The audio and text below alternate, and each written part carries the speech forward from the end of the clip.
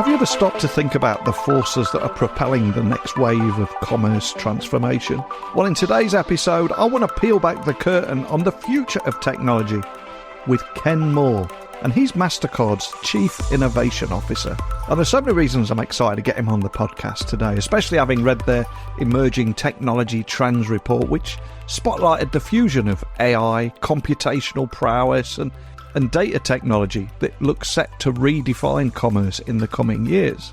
And not only that, he's one of the coolest guys I've spoken to on this podcast. The kind of guy I could just chat with for absolutely hours about life, the universe, and everything in between. So we're going to find out more about Ken, about Mastercard. We'll talk about some of the most exciting AI developments that he believes will significantly impact everything from shopping, travel, gaming, and entertainment.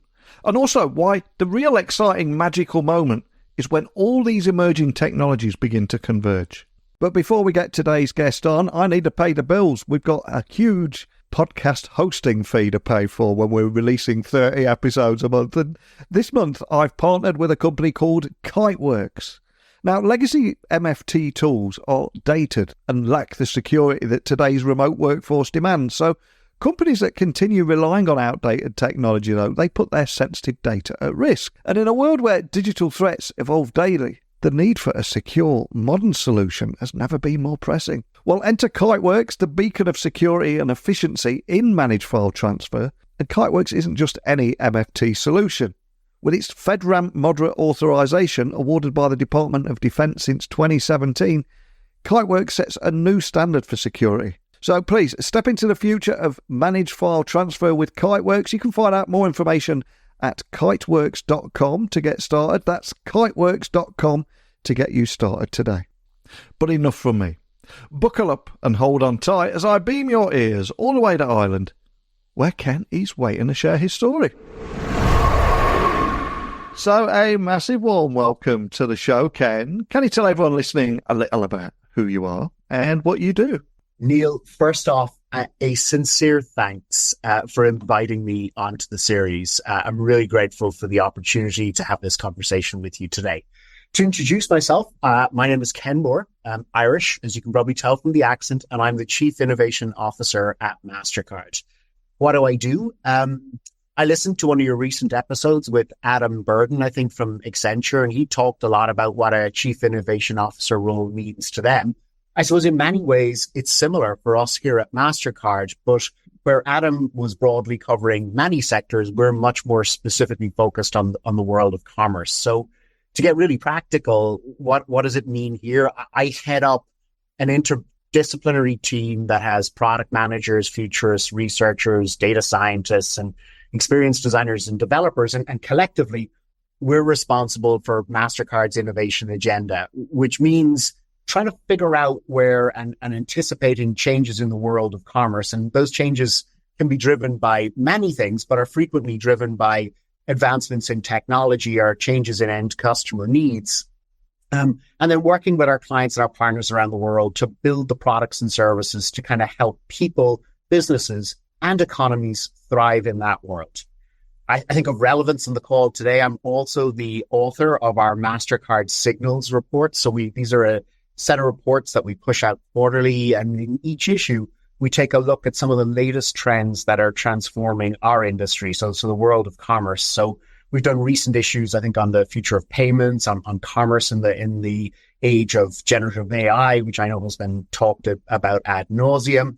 And then most recently, we published the Emerging Technology Trends for 24, where we looked at the kind of big technology and advancements in AI, in computing, and in data, and in how these are converging over the next 3 to 5 years. Outside of my day job, I do spend time being very humbled as an entrepreneur in residence in Harvard Innovation Labs in the US, where I get to meet some of the brightest and minds out there, budding entrepreneurs, business leaders, and really get to help them build the businesses and address some of the problems that they see out there. Personally, I would describe myself as an experience seeker, an experience junkie almost, particularly when it comes to food. I think if my wife was doing this podcast, she would probably also add that I am a wildly passionate sports fan. but have almost no ability at sports. She would say I have delusions of adequacy as both a golfer and a tennis player. So I think if I'm being kind to myself there, Neil, I'd say that what I lack in skill, I make up for in boundless enthusiasm.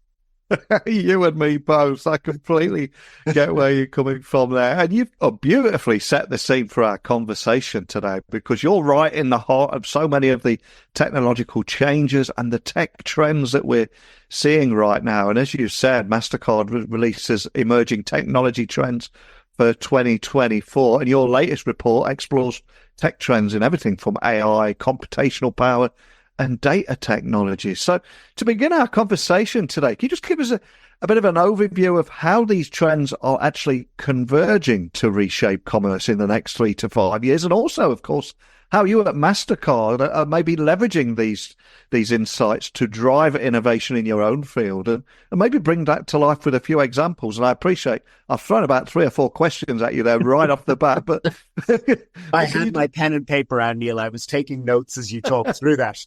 Yeah, no, but you're right to frame it, I think, in that way, because if you look outside the walls of our businesses today, there's just a plethora of emerging technologies that are individually important. And it's very hard to make sense of that. Which of those technologies are ready today, or when will a technology be ready at some point in time in the future? What we tried to do through this signals report was actually try to make sense of the kind of big technologies, both individually, but also collectively, how they come together to transform commerce. So in the latest issue of Mastercard Signals, that report that you mentioned there, we looked at 9 key technology trends. And those trends were really driven by technologies like augmented and mixed reality, technologies like quantum computing, privacy enhancing technologies, of course, AI, but not just generative AI, also more kind of traditional forms of AI.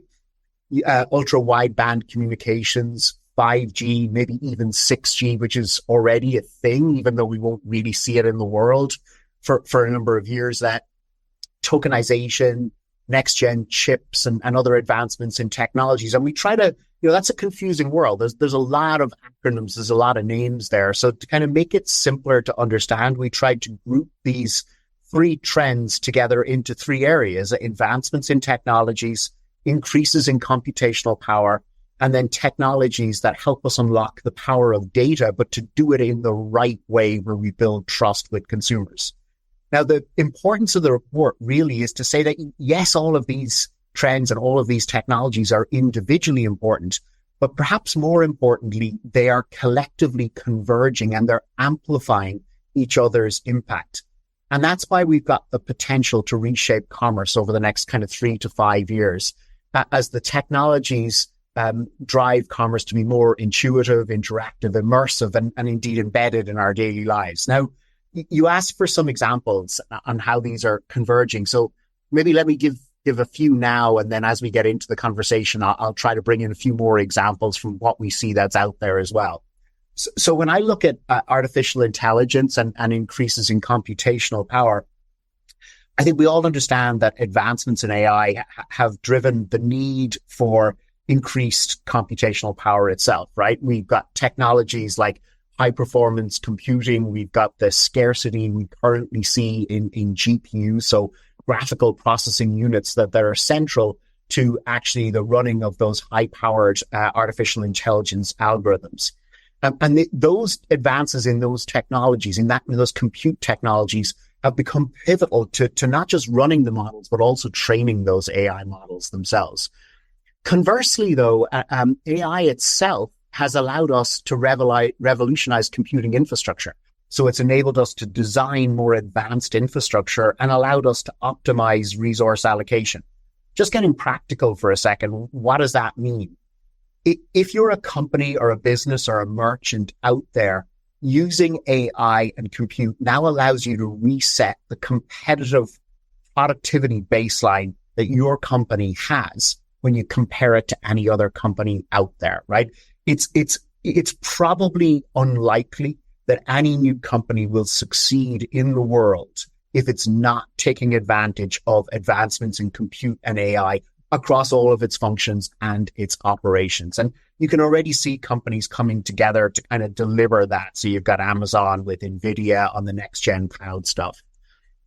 So that's AI and compute. If I look at data and compute, we've got spatial computing. I know you touched on that in a recent episode, and new hardware form factors like augmented reality glasses, headsets, and even lenses that clip in front of your iris, allowing us to create very immersive, engaging, and personalized experiences. And they allow us to kind of bring physical and digital worlds together. We can see it in gaming, but we see it in all aspects of how we work, shop, and socialize.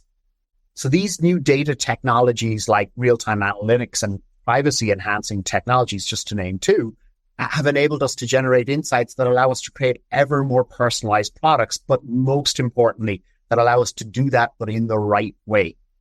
Meanwhile, technologies like tokenization, you mentioned, digital identities and security technologies allow us to make data available and interoperable between physical and digital worlds. So as we step into and out of physical and digital worlds, they're going to help us instill trust in the way that we're doing it.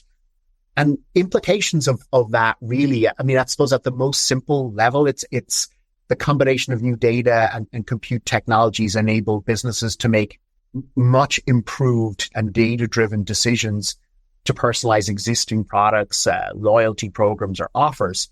But as you carry that forward, it also allows businesses to create brand affinity by demonstrating that they understand their customers at a much deeper level, and also enable them to extend their brand and reach as they spend time as customers, as their customers spend time in both physical and digital worlds. And that's not just true for when we shop, but also in everyday activities like working or in travel or going to a restaurant or a concert or a sporting event. And then lastly, on your multi-part question, how do AI and data come together? Well, implementing AI effectively really relies on the quality and the accessibility of data.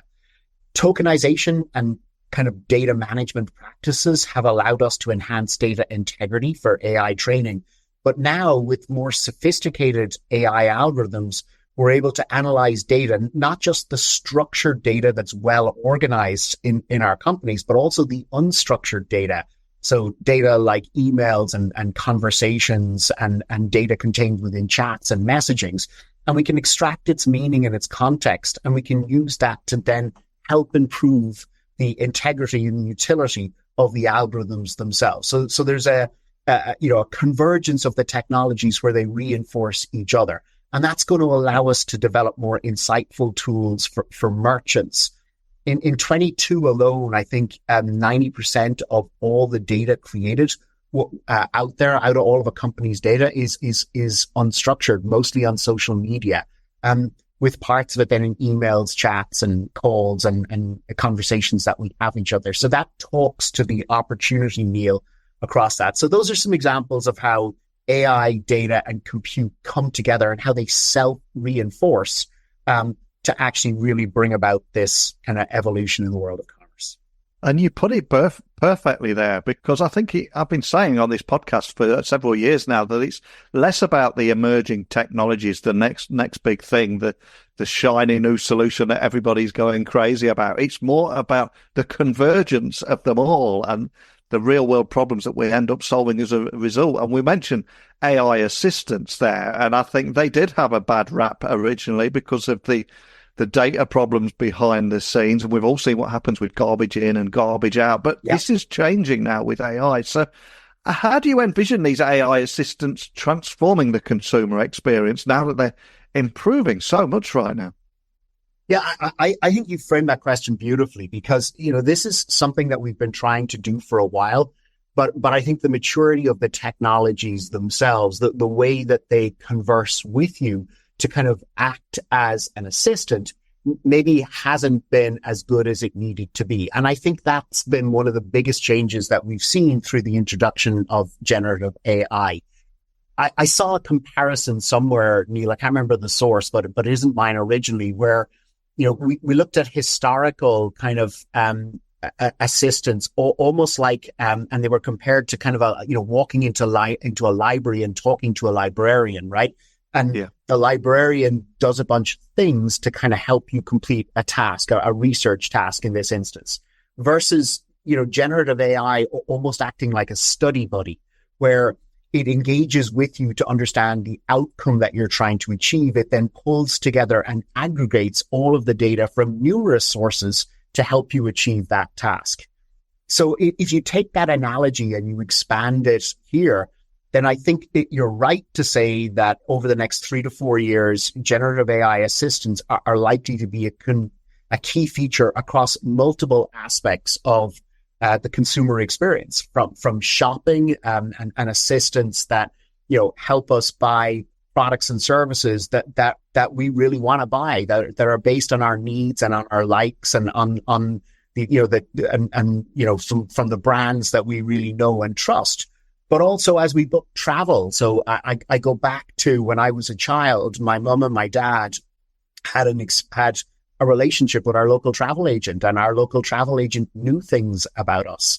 And they used those things. They knew how much budget we had. They knew what we liked and disliked. They knew how we wanted to get somewhere. Did we want to fly? Did we want to drive? Were we going to take a boat and put the car on it? And on the basis of all of that, they pulled together an itinerary for us. I think now with generative AI, we have the ability to create that hyper-personalized experience where all aspects of the travel journey get integrated again. And that's because these assistants have the ability or the capability to synthesize vast amounts of data based on a customer's personal preferences. I can even see it in things like size and fit, if we're buying clothes, and price point, etc., to create these hyper-personalized experience. So these assistants, they've got will have really, really deep insights into who you are, what you do, and they're going to help you cut through the sea of choice, whether you're buying a clothes item or you're booking travel. Because sometimes I think the choice that comes at us through social feeds and our own searches on the web can be a little bit overwhelming today. And I think that's the space, or that's the problem that these assistants actually help solve for. And they won't just be specific to consumers. I can see a space for a small and medium-sized enterprise who maybe can't afford to have a CFO or a chief marketing officer. And we can create a digital assistant that helps them, create the communications and marketing campaigns that will reach their customers, or which helps them manage their payables and receivables, which helps them, finance their stock and manage their inventory.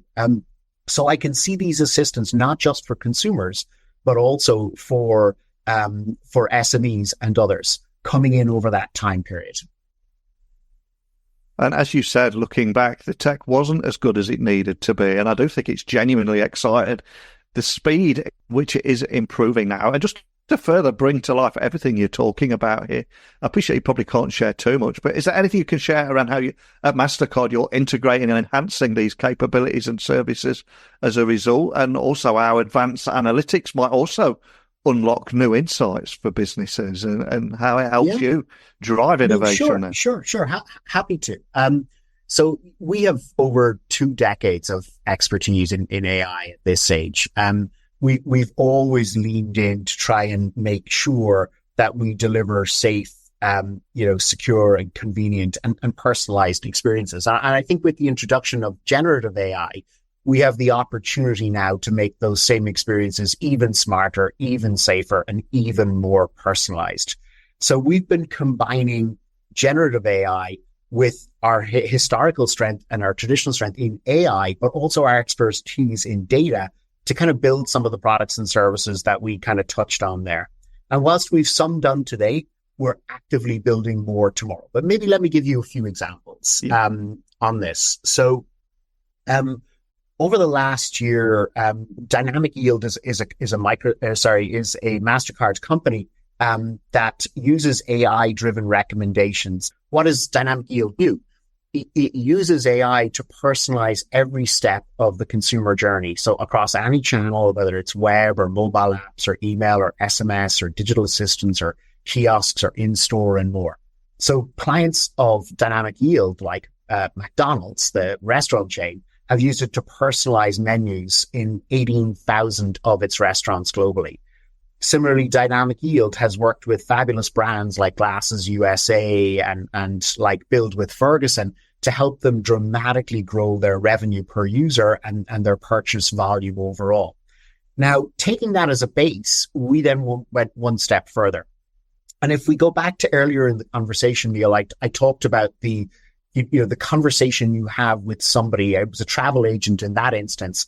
But if, like me, I hunt out experiences, but ironically, I hate shopping. I go into shops, I find things that work for me, and I buy all of them in every color.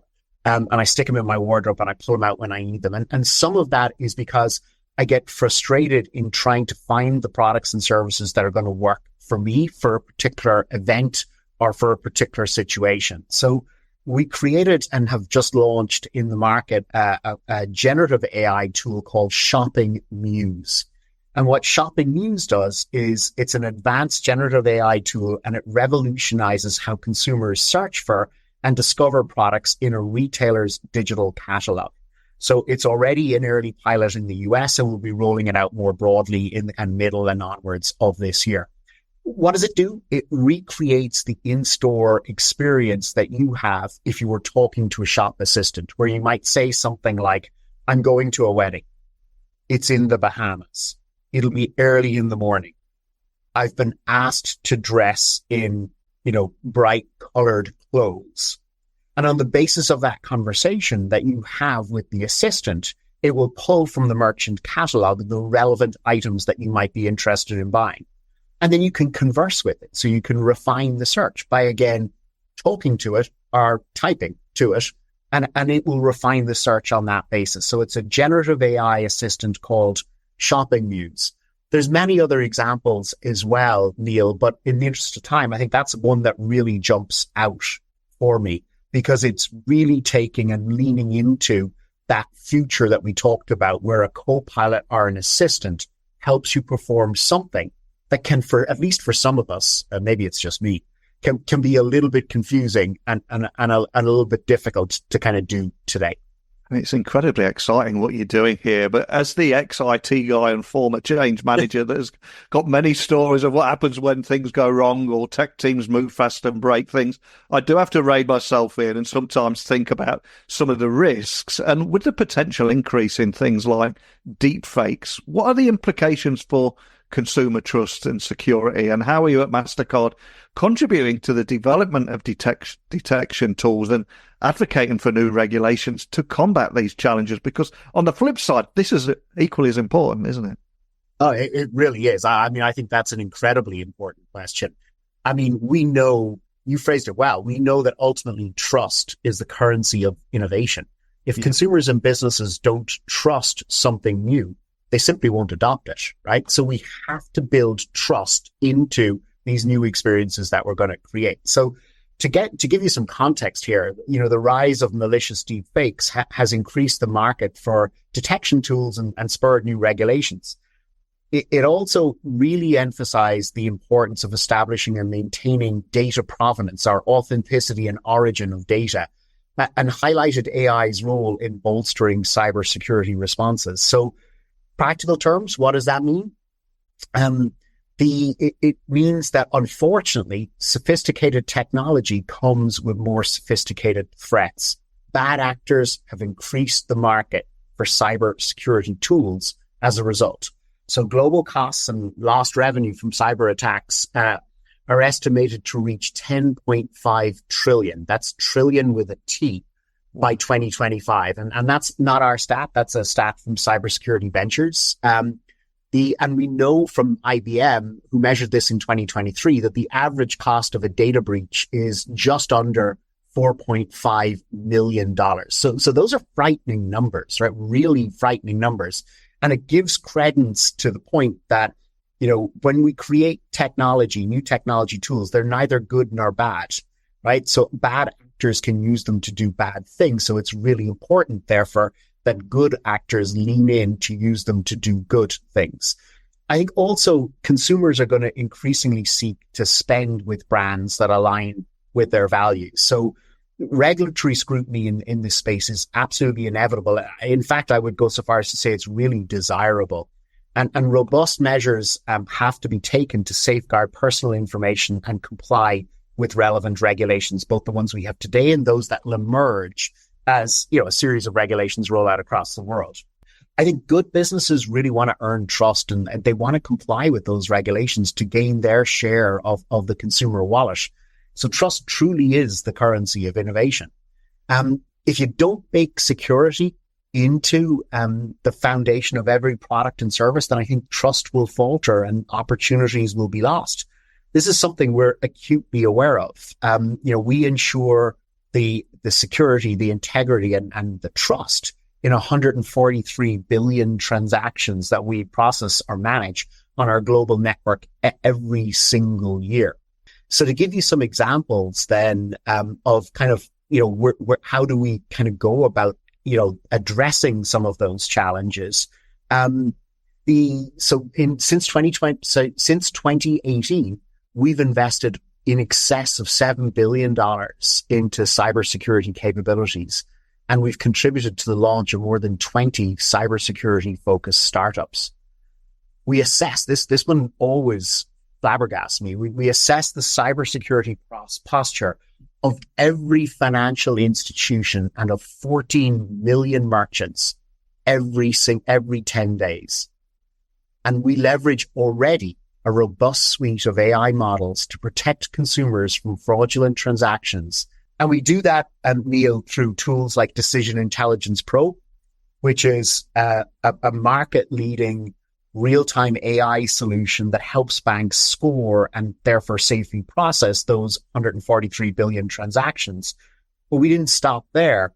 We used new generative AI technology to take Decision Intelligence and enhance it to the Pro version, so Decision Intelligence Pro, which will scan an unprecedented 1 trillion data points on an annual basis to predict whether a transaction is likely to be genuine or not.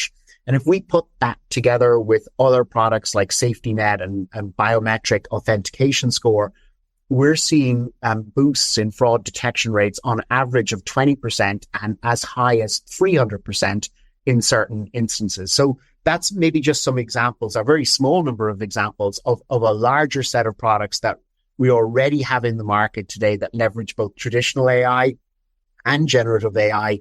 And it's probably a portent of an increasingly number of tools that we will introduce to the market over the next 12 and 18 months, because the only way to really fight these new technologies is with these new technologies. And I'm curious, on behalf of business leaders listening all around the world, how do these developments and trends that you're seeing, how do they create new opportunities for intelligent commerce experience? And ultimately, what role do you see Mastercard playing in that transformation? Yeah, I mean, it's a great question. So Mastercard has a proud history in cards and payments processing. Look, it's in the name. And the word card is embedded in our name, and it remains a hugely important part of our business, but it really doesn't define all that we do anymore.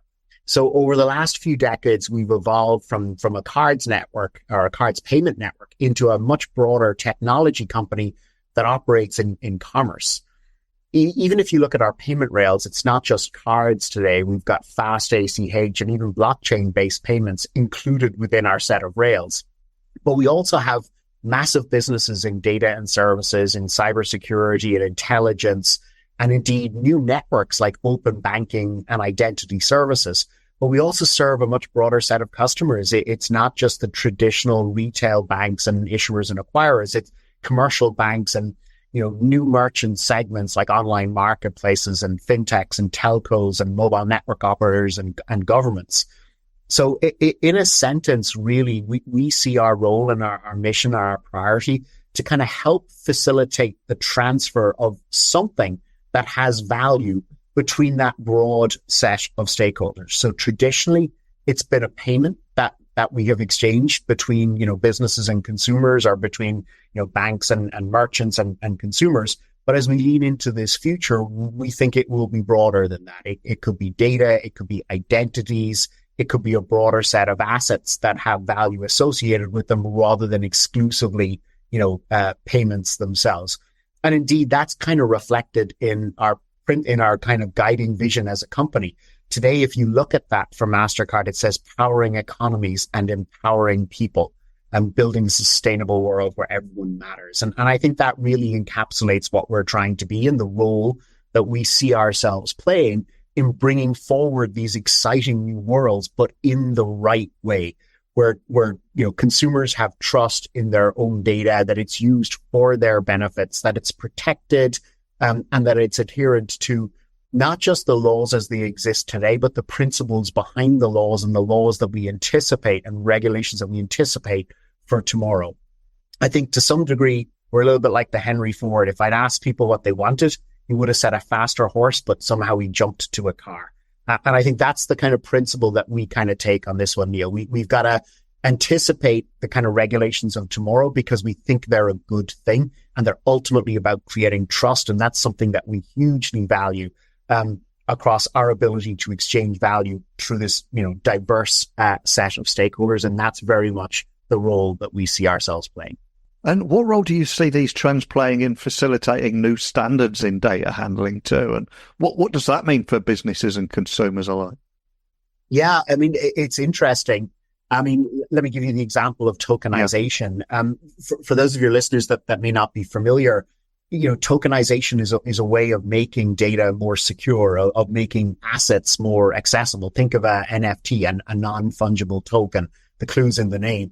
But also of making the exchange of data more interoperable, right? So we can read tokens today at merchant terminals around the world. We can read tokens in many parts of, the experiences that we have as we cross cities, whether we're hopping into taxis or onto a smart transit system, or whether we're going through an airport, or whether we're coming into work. So tokens have already been part of our life. And why? Because essentially tokens substitute sensitive information, or what is sensitive information, with intrinsically meaningless combinations of letters or numbers that can be cryptographically secured, so can't be read without an encryption key. Now, historically, we've always tokenized things like your card number as you tap it on a merchant terminal, or as you embed it on an e-commerce site when you're buying something. But actually, we can tokenize any type of data. So we can tokenize identity. We can even tokenize new types of data like reward points for easier redemption, or even size data. If you were going to try and in an e-commerce transaction, you wanted to buy clothes that help you fit better. Well, today, and maybe I'm giving away a guilty secret, but I tend to buy, clothes in 3 different sizes because I can return 2 and keep the one that fits. But imagine tomorrow if I could tokenize by biometric data about my size and shape, and I could exchange that at the merchant point of sale. Rather than choose to buy 3, I could get the one that fits me perfectly. And that helps solve merchant returns. So I think the role we see there is this ability to kind of expand the utility of tokenization, which already has standards, security, privacy, and interoperability built into it from the world of commerce, and we can extend that into other areas. It doesn't stop at tokenization, but I think that's a big one. Beyond that, I think technologies like privacy enhancing technologies, like zero trust architectures, like the rollout of a broader set of identities, not just identities of people, but identities of things and of businesses and of devices. I think bringing that together, Neil, is really what's going to help us, create the confidence and security in the data that we exchange in a world tomorrow that's going to be ever more personalized, and where we're going to be jumping in and out of physical worlds as we shop, as we play, and as we work. It's so good to hear you talking about this stuff, because for years on this podcast, we've been talking about blockchain, tokenization, and how to increase mainstream adoption, get large enterprises involved. And I've always said that when that moment happens, it will be largely invisible. A Mastercard customer doesn't need to know about blockchain and tokenization. It all happens without people knowing about it, right? And that didn't happen accidentally. That's built over 60 years where we've really, used our systems to protect the global network, to give confidence to that consumer across the 143 billion transactions that we handle annually. And it's taking those technologies that are proven, that we know that work. It's adding to them the new technologies today, and it's evolving our principles. So we've always had principles that set out. So since 2019, I think we published the first set of our kind of data responsibility principles, and they're really, really sensible principles. So it's about putting people first. You own your data, you control it, you should benefit from it. Our job as a company is just to protect it. Well, then we expanded those principles and we brought in enhanced principles around inclusivity and accountability and social impact.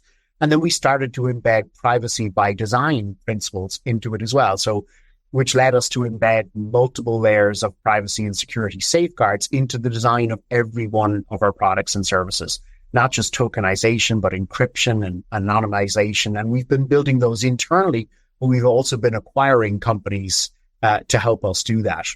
And we really believe that responsible companies want to use data in the right way, and therefore they're going to adopt a similar set of principles to help them to do that. So for us, we haven't stopped yet. We've only scratched the surface of what data can do, but we really, really believe that people deserve to benefit from the use of their data with innovations that make their lives better. And we really plan to deliver that with trust, because trust is what's going to drive scale.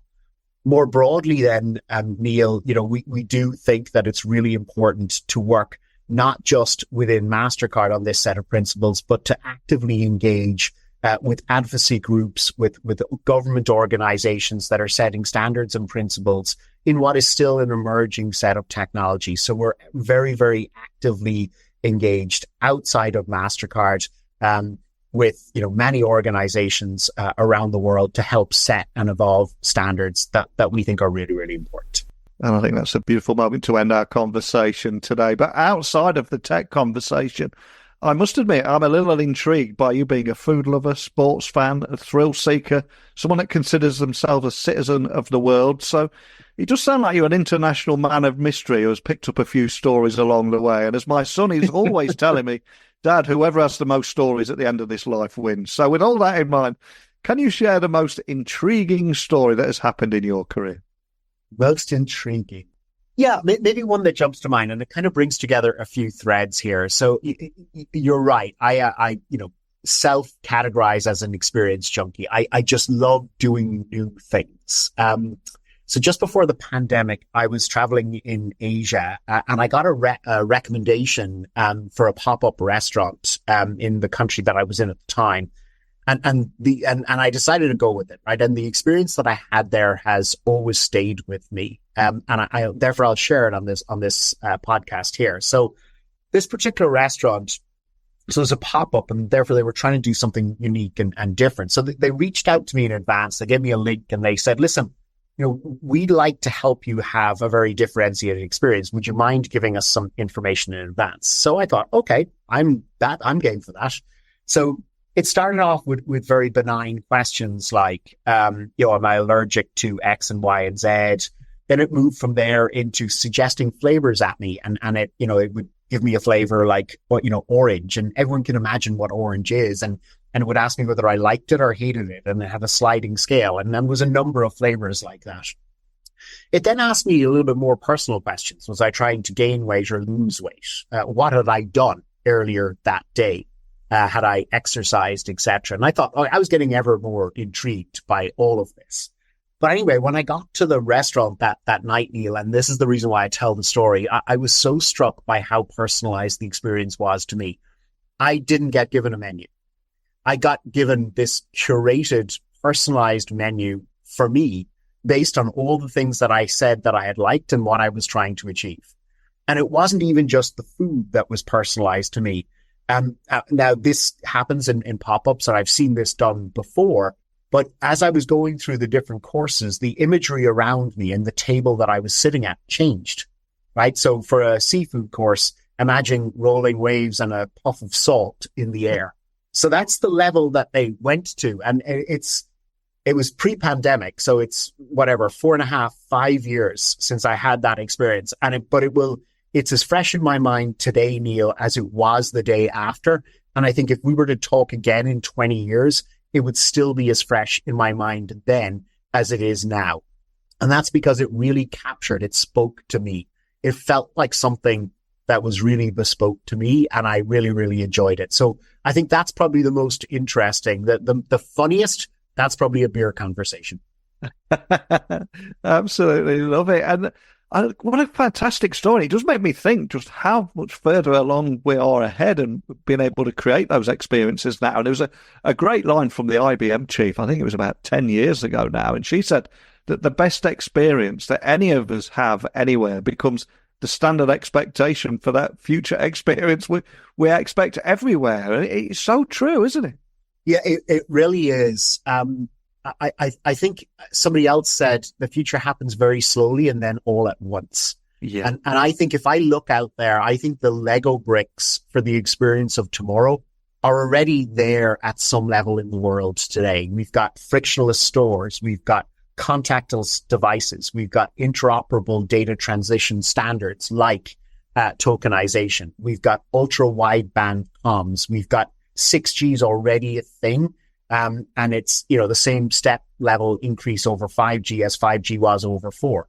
We've got smart stadiums, and we've got a plethora of new form factors like augmented reality glasses and headsets all coming. So I think the ingredients or the Lego bricks are there, Neil. It's simply about putting them together with trust at their heart to really deliver on the opportunities of tomorrow. So I completely agree with you.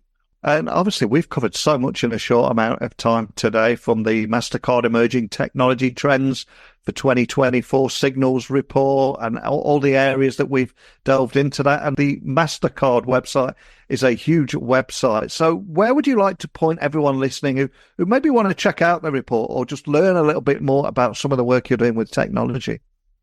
Would love them to do that, Neil. Thank you for offering. If they search for Mastercard Signals, they'll find the reports, not just the latest one, but we've published one every quarter for the last couple of years. So you'll find a series of reports there. So Mastercard Signals, Signals, and you will find the reports. And I'd also, if anyone would like to connect to me, I love and I'm intrigued and I'm super passionate about how technology makes things possible tomorrow that aren't possible today. So please do connect with me on my LinkedIn profile. You'll find me under Ken Moore Mastercard or Ken Moore CIO, Chief Innovation Officer. Really, really would love to connect and exchange views so that we can help this world arrive, but in the right way.